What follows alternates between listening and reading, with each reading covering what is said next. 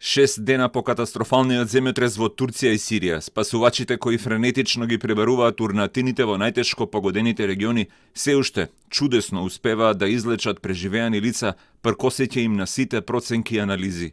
Во градот Антакија, откако слушнале глас под урнатините, спасувачите излекле млад човек на возраст од 20 години. Предходно, утринава 147 часа по двата разорни земјотреси, исто така во Антакија, живо било излечено 10-годишното девојче Джуде.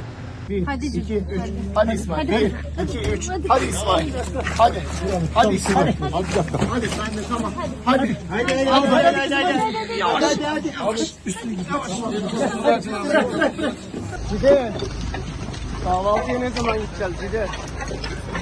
Во текот на вчерашниот ден, спасувачите од урнатините успешно излекоа други преживеани луѓе, вклучувајќи и цели семејства, и покрај се помалата надеж, додека смртоносниот биланс од потресите кои предизвикаа страотно уништување во граничниот регион меѓу Сирија и Турција се зголеми на над 28.000 луѓе.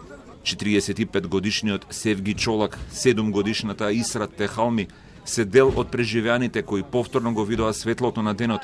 За жал, се сепак само ретки исклучоци во регионот зафатен со огромна тага, очај и се поголема фрустрација. Спасувачите сега се повеќе се потпираат на користењето термални камери во обид да пронајдат живи луѓе под урнатините, водени од претпоставките дека евентуално преживеаните луѓе се премногу слаби и немоќни да повикаат помош.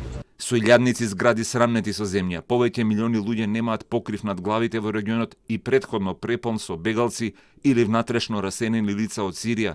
Хуманитарните групи кои работат во југоисточна Турција и северозападна Сирија предупредува дека земјотресот зад себе остава долга опашка, односно потреба од огромна помош за која ќе бидат неопходни донации со месеци или дури и години по завршувањето на спасувачките операции.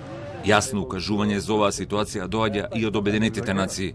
The next phase of this tragedy is to look after the people, and I've met some of them already today, to look after the people who've lost their homes, whose children don't have schools to go to, who have no food, who have no money, who depend on the generosity of the Turkish people, the Turkish government, and the international community. I am here to make sure that these people also are not forgotten.